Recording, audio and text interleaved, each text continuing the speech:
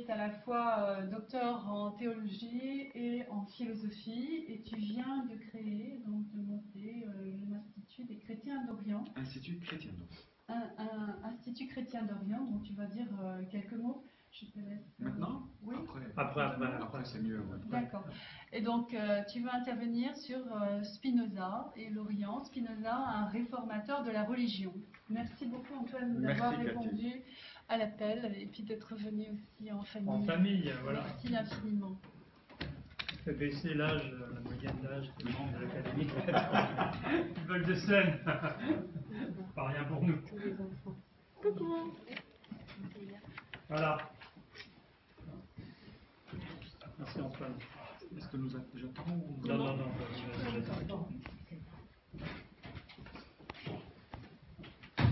Je suis très heureux d'être parmi vous. Alors, il y a juste un petit malentendu. Le titre de ma conférence n'est pas Spinoza et l'Orient. Ce que nous avons eu au début, un échange dans ce sens, mais je me suis rendu compte qu'il fallait faire une énorme recherche et malheureusement, le temps me manque atrocement pour faire cela.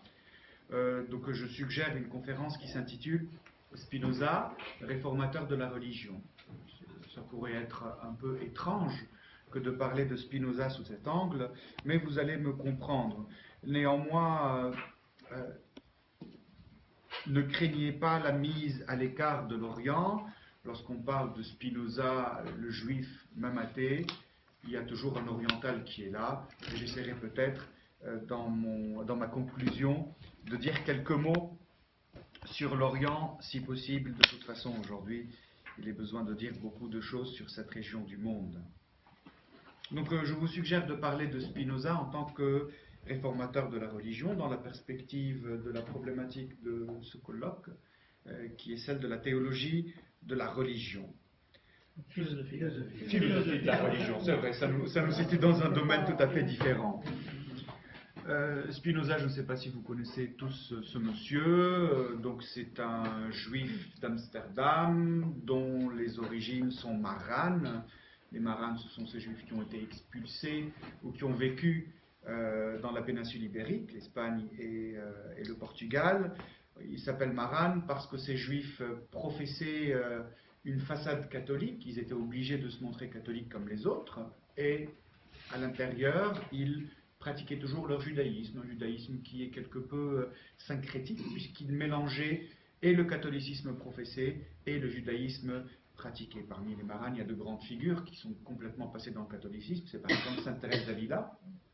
Bref, le grand-père de Spinoza est parti à Amsterdam, lieu qui était un lieu de liberté, de pratique religieuse et de liberté de pensée. Et Spinoza est né là-bas, mais dans un contexte d'une pratique religieuse juive orthodoxe, si je puis dire, en extrapolant un peu, puisque le judaïsme orthodoxe ne verra le jour véritablement qu'au XIXe siècle, en réaction aux Lumières juives, la célèbre Haskalah.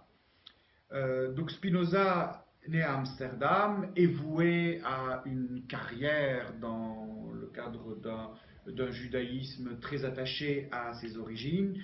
Il maintient quelques traces de son maranisme, parce que les maranes disent quelque chose mais pensent autre chose, et effectivement dans la pensée de Spinoza, il ne faut pas beaucoup s'attarder à l'apparence extérieure des termes. Donc quand on lit Dieu chez Spinoza, quand on lit amour chez Spinoza, il ne faut pas se hâter et aller dans le sens de la piété, de la spiritualité. Le sens intérieur de ces paroles est tout à fait différent et rejoint la vision philosophique de Spinoza. Voilà, très, très brièvement, Spinoza n'a pas vécu très longtemps. Il est né en 1632, il est décédé en 1677, donc il n'avait que 45 ans lorsqu'il mourut, donc presque mon âge. Et je me dis, waouh, tout ce qu'il a fait, alors que je n'ai presque rien fait, et je vais avoir prochainement 44 ans.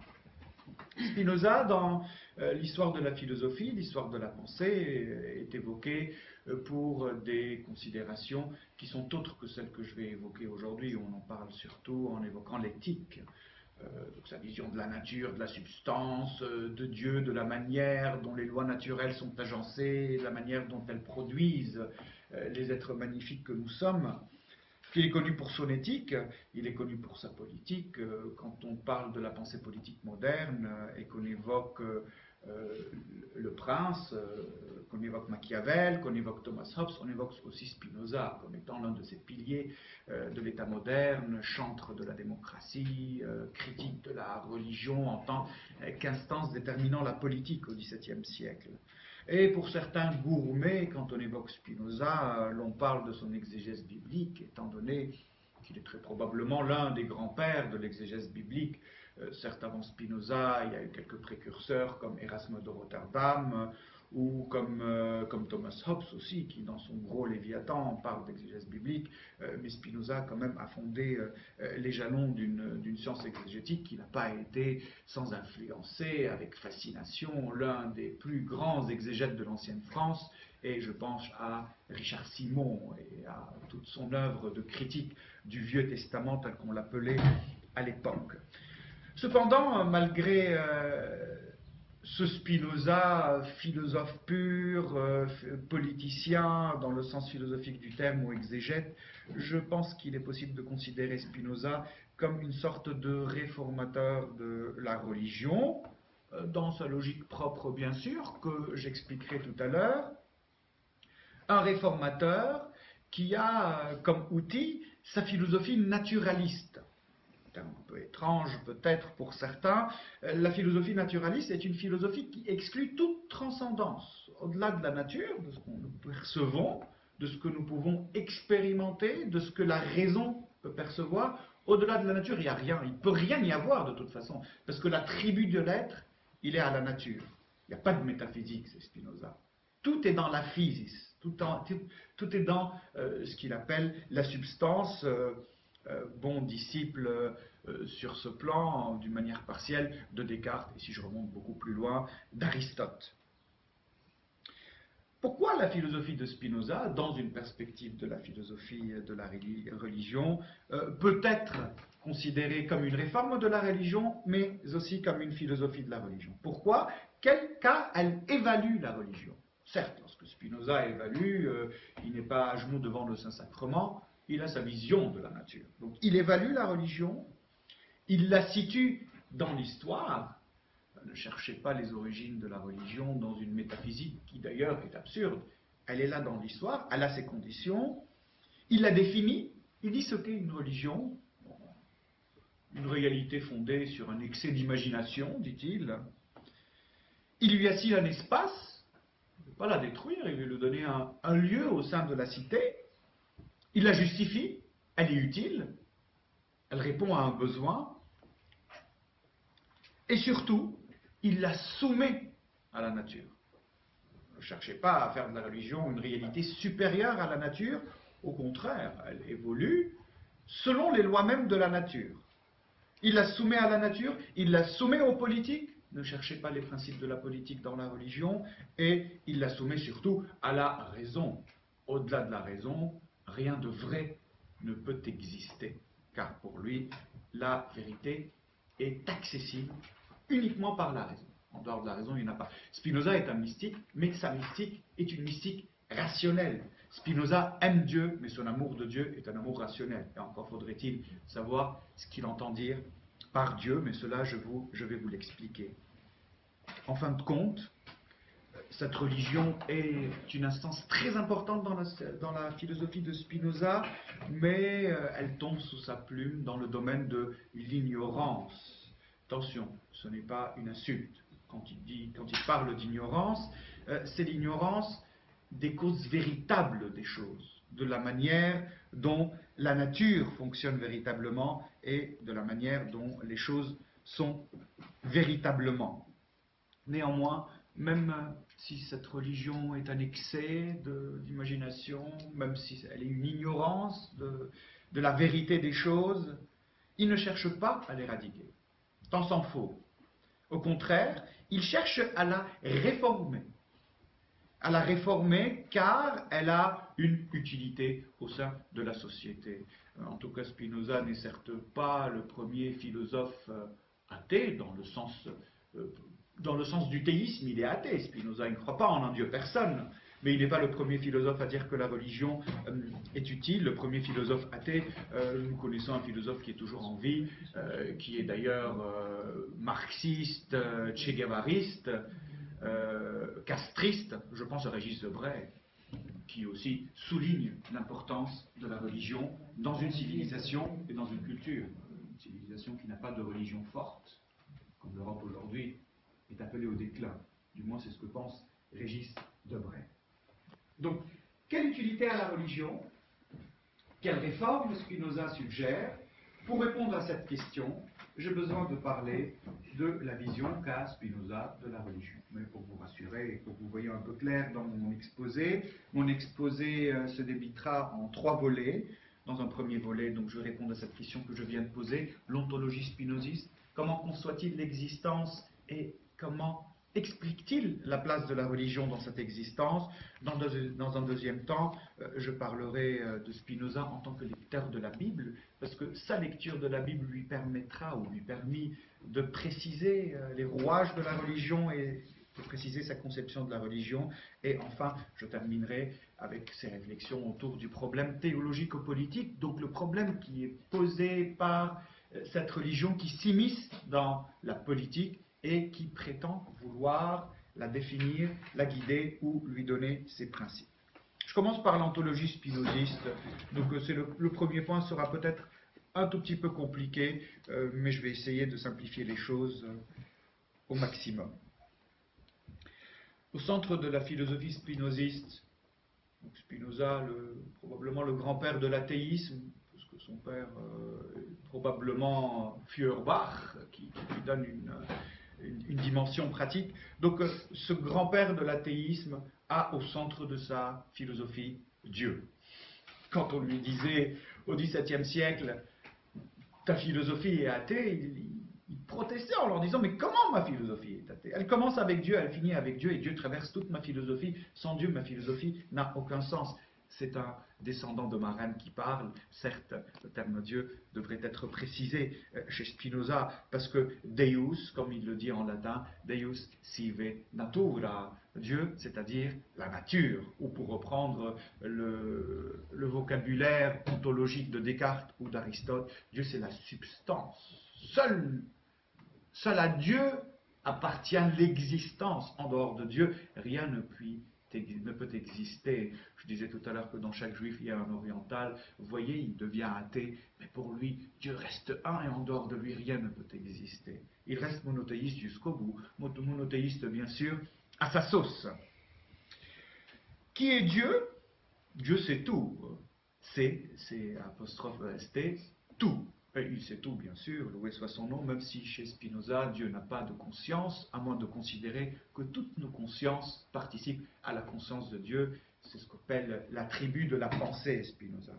Donc, Dieu, c'est tout, c'est le Dieu pan, c'est un panthéisme. Toute l'existence est Dieu. Tout ce qui est Dieu. Tout ce qui est et qui est expérimentable ou exprimable dans la pensée. Ne cherchez pas quelque chose de spirituel ou qui soit au-delà de la nature. Donc, ce Dieu qui est tout, il a une infinité d'attributs. Pauvre créature, il n'y a pas de création chez Spinoza, puisque la nature est éternelle, elle n'a ni commencement ni fin, c'est un bon aristotélicien. Dieu a une infinité d'attributs, nous ne pouvons en connaître que 2. Notre mode d'être ne peut percevoir que 2 attributs de Dieu. L'attribut de l'étendue et l'attribut de la pensée. L'étendue, c'est l'espace, c'est ce qui permet de voir quelque chose, et la pensée, qui est un propre de l'homme, pas tous, certes, mais une partie, la pensée est un attribut de Dieu. Donc, nous autres, voulant accéder à Dieu et comprendre l'existence, nos 2 seuls moyens possibles, c'est l'étendue et la pensée. Donc, quand je touche la table, je touche Dieu, mais moi aussi je suis Dieu. Et nous sommes tous Dieu parce que c'est l'étendue de Dieu. Alors que par la pensée, en le réfléchissant aussi, je puis le concevoir. Donc, Dieu c'est le tout, il peut être connu à partir d'une infinité d'attributs, parce que Dieu est infini, la nature est infinie. Nous en connaissons 2. Et il y a une certaine hiérarchie, Dieu, les attributs, et puis il y a des modes. Alors les modes, c'est la manière dont les différents existants s'attribuent ou vivent ses attributs afin de faire partie du tout, du pan. Nous sommes des modes de Dieu. C'est une manière d'être. Notre mode d'être, nous sommes des êtres bipèdes qui pensent et qui sont dans l'étendue. Donc nous sommes des modes, pour les plus maniaques parmi vous sur les termes, sur les terminologies, il appelle ça des affections. Mais il faut comprendre le terme affection dans un sens très philosophique, relevant surtout du XVIIe siècle. Nous sommes des affections de Dieu, des modes d'être particuliers. Cette nature, c'est-à-dire Dieu, avec ses attributs et ses modes, cette nature est régie par des lois éternelles, des lois naturelles. Mais attention, ces lois éternelles, ce n'est ni l'amour, ni la badalia, ni le sacrifice, ni quoi que ce soit. Ces lois éternelles de Dieu sont les lois de la physique. Nous sommes aussi au XVIIe siècle avec la refonte des sciences, hein, c'est en plein essor. Donc ces lois sont les lois physiques, et ce sont les lois physiques qui nous font. La manière dont les différentes lois physiques se conjuguent les unes avec les autres crée les modes que nous sommes. Et le jour où ces lois physiques qui créent nos individualités se disloqueront, par exemple à travers la maladie ou la vieillesse, le conatus, notre désir sera diminué et nous n'existerons plus. Dans toute cette vision, je le répète, il n'y a pas de transcendance, c'est-à-dire il n'y a pas de sacré. Si nous remontons à l'étymologie du terme sacré, Radash, en langue hébraïque, c'est ce qui est séparé d'eux. Il n'y a rien qui est séparé d'eux. Parce qu'en dehors de Dieu, qui est la nature, il ne peut pas avoir d'existence, puisque c'est le seul à pouvoir posséder l'existence. Spinoza distingue entre la nature naturante et la nature naturée, natura naturans et natura naturata. Donc il y a ce qui donne forme, et il y a l'essence de cette forme, mais il n'y a pas en réalité de distinction entre les deux. Ce qui fait notre mode, ce sont les lois de la nature, mais ça s'arrête là. C'est la même chose, parce que tout est dans la nature est tout. Je dis encore une fois, c'est un panthéisme. Voilà. Ce que je viens de vous résumer, c'est tout le système ontologique de Spinoza. Maintenant, on peut y passer une dizaine d'heures ou un cours tout entier. Voilà, je ne sais pas ce que vous avez saisi de tout ça, mais en tout cas, saisissez bien que Dieu, c'est le tout, c'est la nature, c'est le Dieu pan. Venons-en au mode qu'est l'homme, et j'aime bien un axiome de Spinoza qui dit « l'homme pense ». Alors, je ne sais pas si Spinoza avait raison sur tout, en tout cas sur ça, il faut dire que ce n'est pas universel, peut-être. Bref, Spinoza s'intéresse beaucoup à l'entendement de l'homme, parce qu'il examine les capacités de connaître de l'homme. Que peut-il connaître? Et cette problématique ne lui est pas propre. Il y a le grand Kant qui viendra après et qui examinera très profondément cette question, critique de la raison pure. Qu'est-ce que ma raison peut connaître? Est-ce que ma raison peut connaître Dieu? Alors, absolument pas pour Kant. Dieu, c'est le nous-mêmes, ça dépasse de loin la raison humaine. On peut le connaître éventuellement par la morale, et encore, il faut être croyant pour pouvoir percevoir cela. Donc Spinoza cherche à savoir, à connaître la capacité qu'a l'homme de connaître, de savoir. Et c'est ainsi qu'il parle de 3 genres de connaissances. Pour nous, être pensant.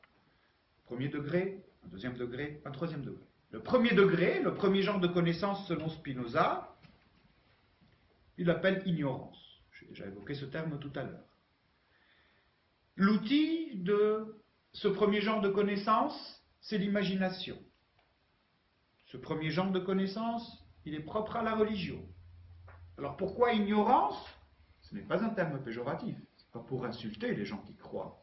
C'est pour dire que ce premier genre de la connaissance ignore la vérité des choses. La vérité des choses, que sont la nature, les lois physiques et tout ce qui en découle. Et puisqu'on a une imagination vive, on s'imagine des choses. Un Dieu qui s'incarne.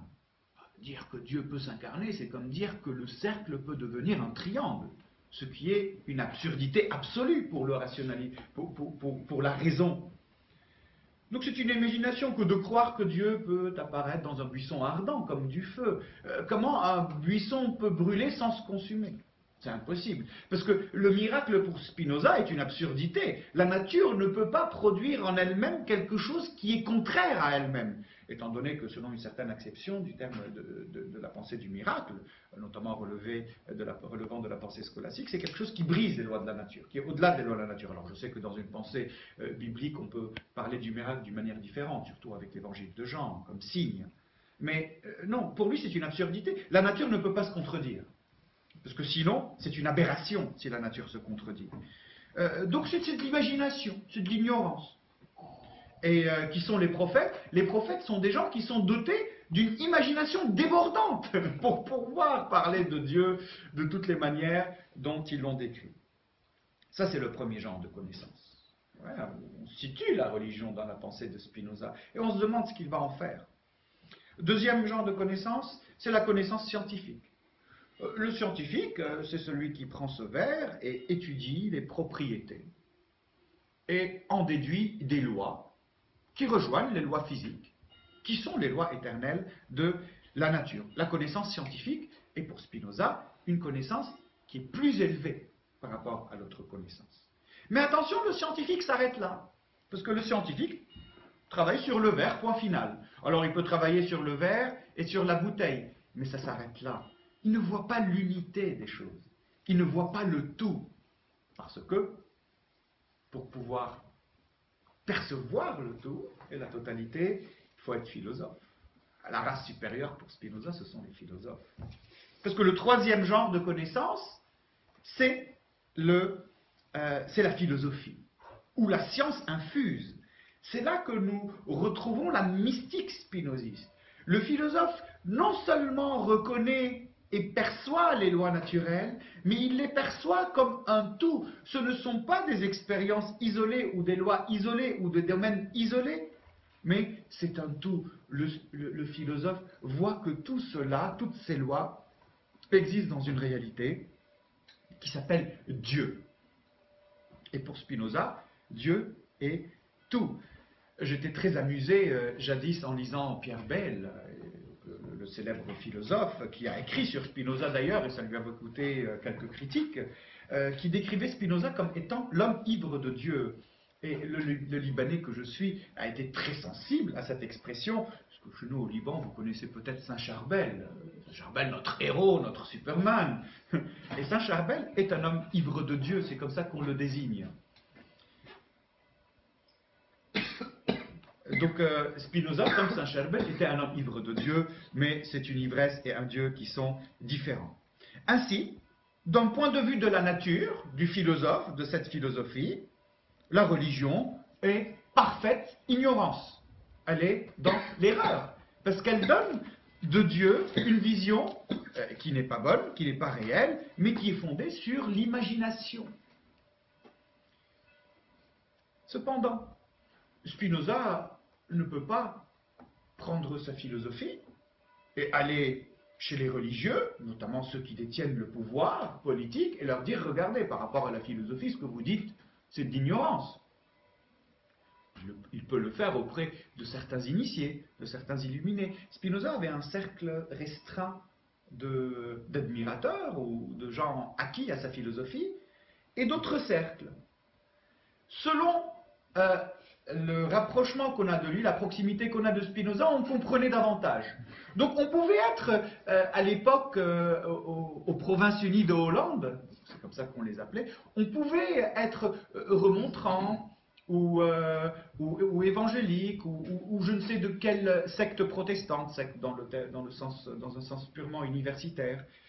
Donc, selon qu'on s'approchait de Spinoza, on connaissait les choses. Donc, on pouvait être un chrétien éclairé par la philosophie de Spinoza, sans forcément adhérer à l'ontologie spinoziste.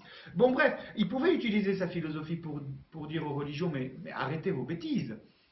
Mais non, c'était difficile. C'est pour cela que Spinoza a recours à l'exégèse pour réformer la religion et la remettre à sa place. Et c'est là que je passe à mon deuxième point, que j'intitule Spinoza, lecteur de la Bible.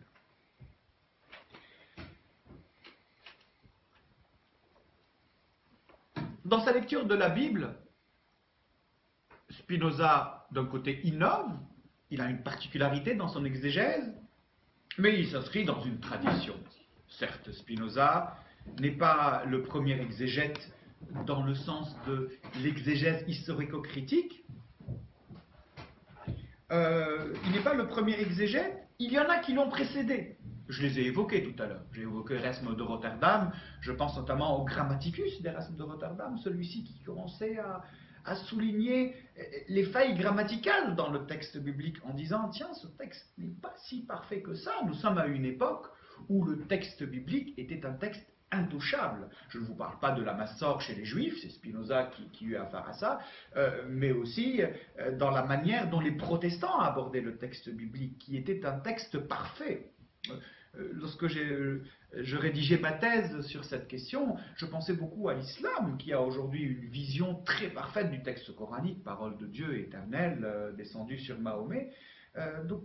Non, déjà Erasme commençait à montrer les obscurités de la grammaire dans la Bible, mais aussi d'autres écoles protestantes le firent à l'époque. Je pense notamment à l'école de Saumur, qui n'existe plus, avec ces grandes figures comme Louis Capel ou comme Moïse Amirault, et tout un autre effort exégétique qui a été fait. Il y a Thomas Hobbes aussi qui, dans son Léviathan, ne fait qu'opérer une exégèse sur le texte biblique dans le but de dégager des enseignements politiques. Donc Spinoza s'inscrit dans une tradition dans sa lecture de la Bible, dans sa lecture critique de la Bible. Et à l'époque, il était absolument blasphématoire de dire le Pentateuque n'a pas comme rédacteur Moïse. Oh, blasphème! En tout cas, aujourd'hui, vous allez chez nos amis évangéliques, vous leur dites ça, et aussi, ils vous diront, oh, blasphème! Bien sûr, c'est Moïse qui a rédigé le Pentateuque.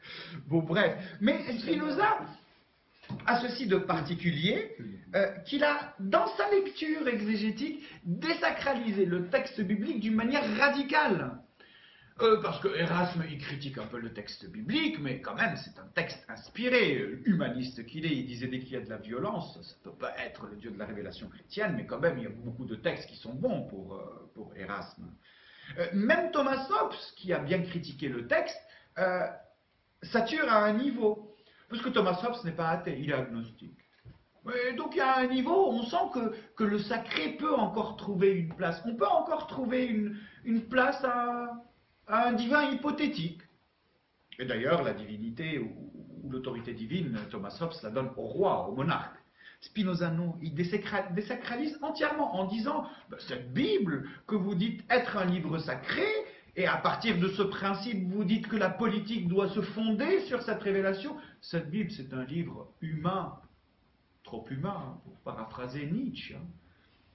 C'est un livre humain qui raconte une histoire humaine, et ceux qui ont rédigé cette histoire, eh ben, ils ont une imagination débordante, ils l'ont considéré comme sacré.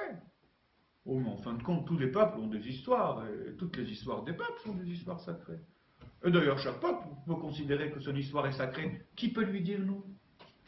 Voilà. Donc, c'est la particularité de son abord. Il est le premier à dire, dans l'histoire de l'exégèse critique, cette Bible, elle est entièrement humaine. Personne ne l'avait fait avant lui. Donc, vous devinez déjà ce que je vais dire par la suite, en vous disant Spinoza, lecteur de la Bible. Spinoza lit la Bible pour démolir la sacralité, mais attention, ce n'est pas pour cela que la Bible ne peut pas contenir une vérité, ou ne peut pas contenir la vérité. Très amusant de lire les commentaires de Spinoza sur des textes bibliques. On dirait que le rédacteur des textes, tel qu'interprété par Spinoza, était spinoziste. Quand il parle du Christ, on dirait que le Christ est le philosophe spinoziste par excellence. Tiens, cela souligne une problématique très essentielle pour nous aujourd'hui, qui est celle de l'herméneutique, et qui est aujourd'hui le problème central de tous ces fondamentalismes religieux. Dis-moi comment tu lis ton livre sacré, je te dis qui tu es. Quels sont les principes et les présupposés herméneutiques à partir desquels tu lis? Spinoza fait ça et nous amuse parfois. Bien sûr, il faut être un peu drôle aussi pour pouvoir être amusé par de telles considérations. Et cette désacralisation lui permet de montrer le degré d'ignorance de la religion en disant que si on lit cette Bible à partir des présupposés de l'histoire sacrée, on ne comprend rien de la vérité de la nature. Parce que pour Spinoza, la seule bonne exégèse de la Bible est l'exégèse qui se fait selon les principes de la nature. Spinoza le dit d'une manière explicite dans son traité théologico-politique, moi je lis l'écriture comme je lis la nature. Hein, qu'est-ce que ça veut dire tout ça? C'est quand je lis la nature, j'y perçois les lois naturelles, j'écarte l'imagination, j'utilise ma raison. Ben, écoutez, je vais lire la Bible en considérant que ce qu'il y a de vrai, ce sont les lois naturelles, et en voulant écarter l'imagination. Qu'est-ce que produit cette lecture naturelle de la Bible, cette désacralisation radicale? Eh bien, elle sape tous les fondements de l'histoire sacrée. L'histoire sacrée, telle que comprise, alors on dit dans notre littérature catholique l'histoire sainte, il y a une légère nuance entre les deux, je n'ai pas le temps de rentrer dans ces détails, ce sera l'objet de la prochaine conférence, mais l'histoire sacrée telle qu'elle a été comprise au XVIIe siècle repose sur plusieurs éléments. Je vais les établir l'un après l'autre et vous dire comment Spinoza les désacralise, et il me semble que vous avez parlé de l'élection divine. Tiens, je vais commencer par cela. Donc dans l'histoire sacrée, il y a l'élection divine. Dieu élit son peuple. Le peuple juif est un peuple élu, il est un peuple particulier. Et Spinoza a dit, oh, c'est quoi cette élection? Tous les peuples ont été élus dans le sens où tous appartiennent à la nature. Les juifs ont rédigé un livre, ont établi une religion et ont dit, nous sommes élus. Ouais, mais tous les peuples peuvent se dire qu'ils sont élus. Cette élection est uniquement le produit de la compréhension qu'ils ont d'eux-mêmes, de leur imagination. Alors je vous laisse imaginer les foudres qu'il reçut dans l'Amsterdam juif du XVIIe siècle. À l'âge de 25 ans, il était excommunié. Il a reçu le herem dans la synagogue d'Amsterdam. Si vous allez à Amsterdam, vous l'avez peut-être visité, mais il faut aller voir cette synagogue que j'ai déjà visitée 2 fois. Bon, c'est un peu sacrilège pour un Libanais d'aller dans une synagogue, mais puisque c'est Spinoza, c'est pas grave. C'est Amsterdam, effectivement. Quand on est à Amsterdam, on est léger. Voilà. Donc voilà, donc cette élection, elle ne sert à rien. Quant à la loi divine, cette loi contenant aujourd'hui 613 prescriptions qu'il faut respecter, cette loi divine, elle ne l'est pas, parce que la véritable loi divine, ce sont les lois de la physique. Alors que cette loi que les Juifs considèrent comme divine n'est que la loi politique de ce peuple, une loi qu'il a considérée comme divine. Mais faisons une étude historique sur les principes de cette loi. Cette loi appartient à un contexte et ne découle que de la manière dont ce peuple se gère lui-même. Soit on considère que toutes les lois particulières des peuples sont divines parce qu'elles participent à la nature à travers la pensée et la particularité du mode d'être qu'elles ont. Soit on ne peut pas dire que cette loi est divine. Mais qu'est-ce qu'il a en arrière-plan, Spinoza? Il a en arrière-plan de dire, ne cherchez pas dans cette loi de l'Ancien Testament un principe politique à partir duquel vous voulez gérer la cité au XVIIe siècle. Cette loi, elle appartient à l'état des Hébreux et elle a disparu. Elle n'a plus d'effet politique avec la disparition de l'état des Hébreux. Troisième élément, c'est la perfection de la Bible. Il est vraiment remarquable de constater qu'au XVIIe siècle, nous pouvons avoir des thèses qui parlent de la perfection de la Bible, comme aujourd'hui nous trouvons dans l'islam des thèses sur la perfection du texte coranique. La Bible est un livre parfait. Et bien sûr, la version par excellence, c'est la version de la Massor. La version de la Massor, c'est la version de la réforme juive qui a fixé le texte, et notamment qui a mis les petites voyelles qui en ont fixé le sens. Et Spinoza et d'autres exégètes disent, mais vous avez donné une interprétation au texte en lui fixant ces voyelles. Vous avez clôturé l'interprétation. Vous trahissez le texte en faisant cela. Mais vous croyez vraiment que ce texte est parfait? Venez, je vais vous montrer. Spinoza est auteur d'une grammaire de la langue hébraïque. Il dit, regardez, la langue hébraïque est obscure. Ici, on a des failles grammaticales. Ici, nous avons des failles sémantiques. Ici, il y a des failles syntaxiques. Les différentes versions des manuscrits ne collent pas, parfois peuvent se contredire ou offrir des nuances qui nous ouvrent à un autre texte. Ah, ce texte n'est pas si clair que ça. D'ailleurs, à l'époque, ce n'était pas seulement les juifs, mais les protestants aussi, qui s'appuyaient sur certains courants juifs qui disaient Pourquoi c'est la Bible qui est le socle de notre foi, et pas le pape et les dogmes et les conciles?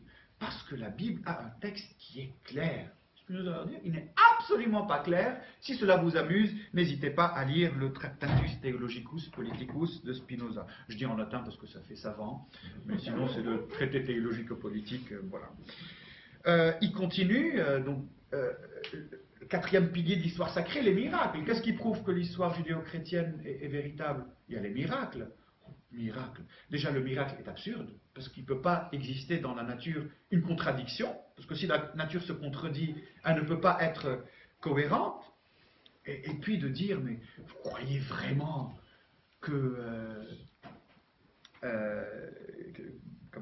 Moïse, que Josué pu vraiment arrêter le soleil dans le ciel pour que le combat continue et que les Hébreux soient victorieux? Mais c'est impossible, ça. C'est contradictoire avec les lois les plus élémentaires de la physique.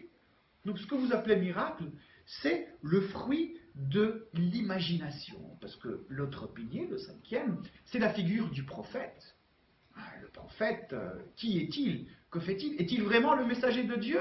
Ben non, il a une imagination absolument débordante, parce que lui peut s'imaginer des choses complètement absurdes, complètement contradictoires avec les lois de la nature.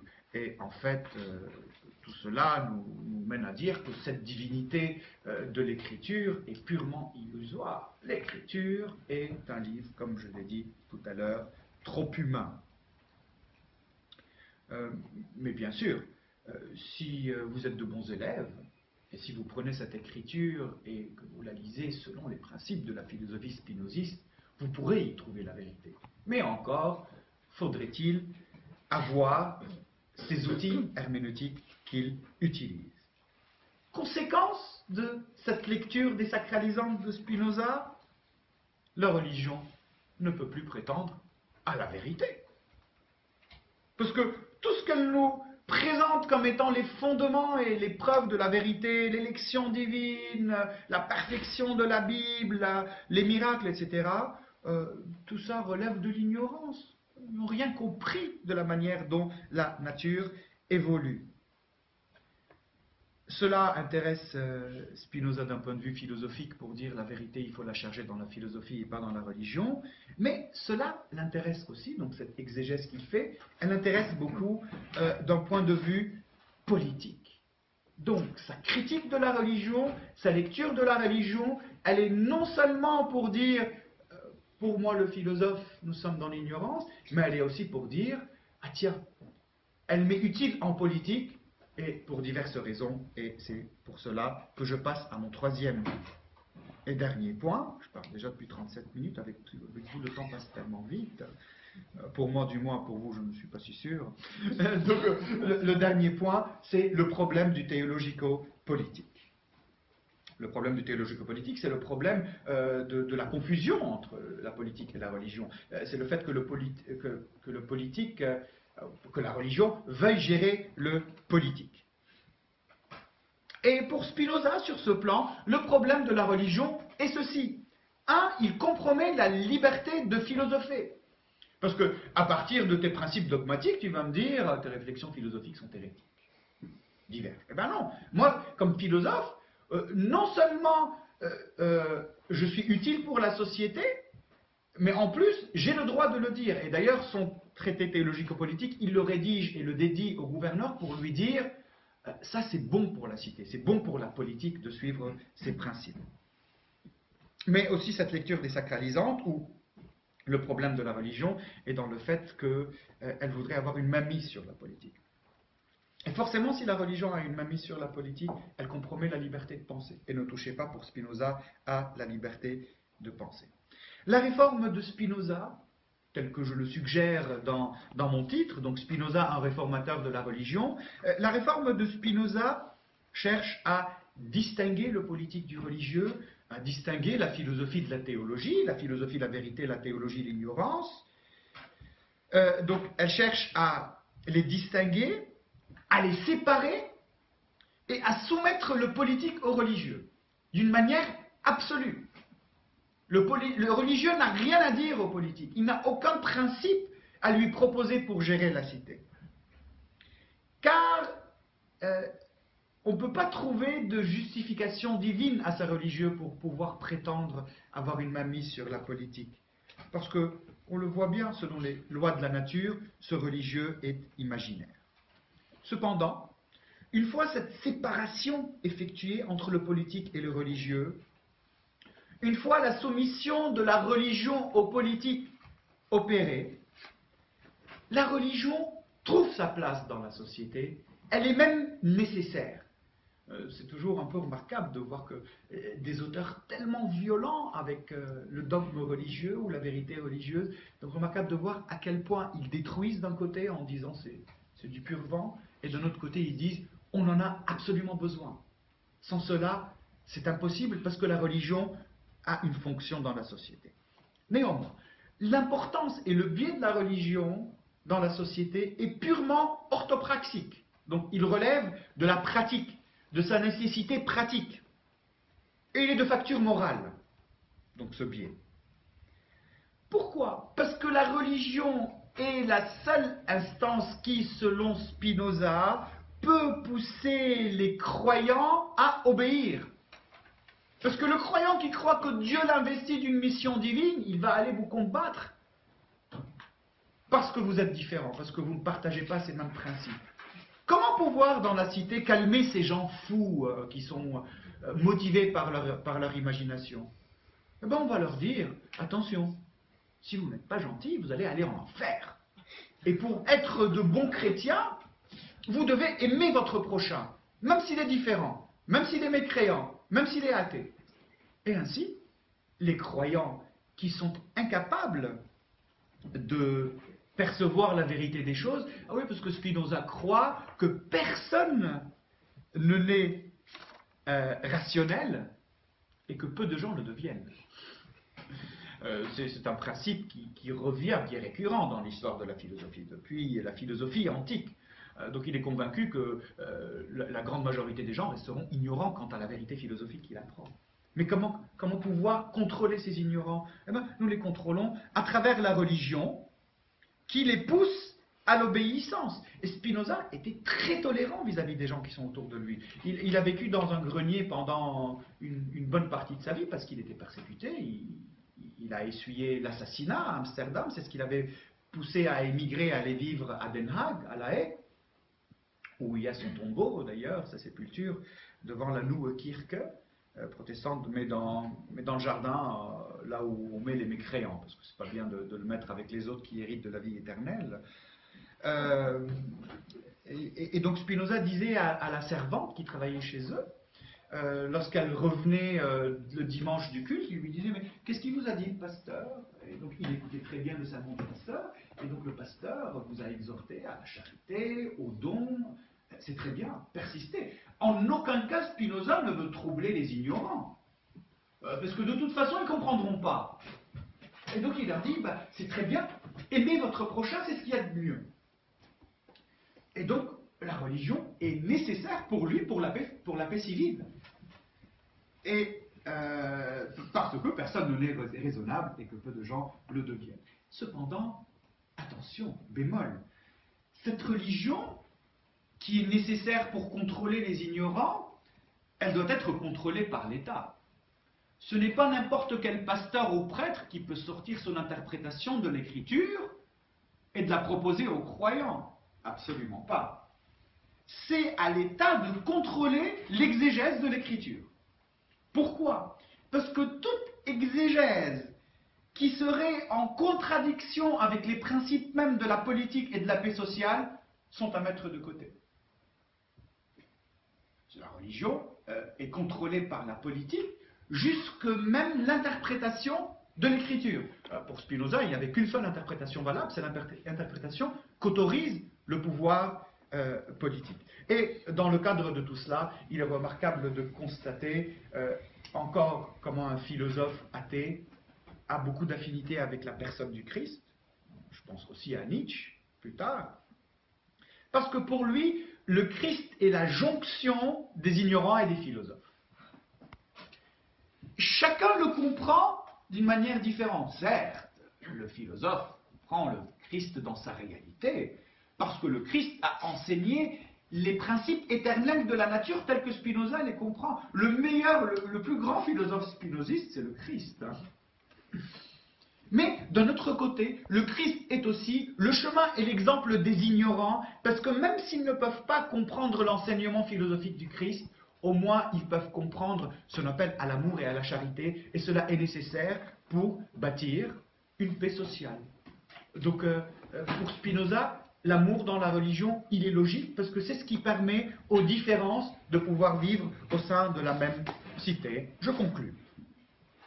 Oui, je crois que Spinoza est une sorte de réformateur de la religion, qui cherche les conditions permettant la cohabitation entre les religieux, donc les hommes qui croient, les ignorants, entre les scientifiques, qui ont besoin de mener leurs recherches et ne pas être menacés de bûcher s'ils disent que la Terre tourne autour du ciel, autour du Soleil, l'héliocentrisme, et les philosophes, qui regardent tout le reste avec critique en disant « vous vous trompez, vous avez une imagination débordante ». Donc, il cherche à trouver les conditions permettant cette cohabitation dans le cadre d'un appareil qu'il appelle l'État, qui garantit la sécurité, la liberté de penser, tout en contenant les passions de ceux qui ignorent tout de la véritable nature des choses. Heureux le jour où, en Orient, une herméneutique humaniste libérera le religieux du politique et permettra à l'homme de penser son existence avec l'autre d'une manière positive. Et merci de votre écoute. Bien, merci Antoine pour ce exposé vif sur le prince des philosophes. C'est comme ça que tu l'appelles? Ah, c'est comme ça que la tradition l'a appelé. J'aime bien.